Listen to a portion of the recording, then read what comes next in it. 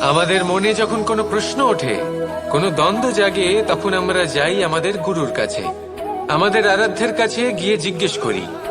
এইভাবেই একদিন আমি পৌঁছলাম আমার আরাধ্যের কাছে, আমার মহাদেবের কাছে, আর ওনাকে প্রশ্ন করলাম যে মহাদেব, জীবনে আনন্দ পাওয়ার, উৎসব পালনের, প্রেম ভাগ করে নেবার, জীবনকে উপভোগ করে নেওয়ার সর্বশ্রেষ্ঠ সময় কোনটা? মহাদেব হাসলেন আর উনি বললেন, জীবনে উৎসব পালনের সব থেকে শ্রেষ্ঠ দিন হল মৃত্যুর ঠিক আগের দিনটা। প্রেম ভাগ করে নেওয়ার সব থেকে শ্রেষ্ঠ মুহূর্ত হল মৃত্যুর ঠিক আগের মুহূর্ত। জীবনকে উপভোগ করে নেওয়ার সর্বশ্রেষ্ঠ প্রহর হল মৃত্যুর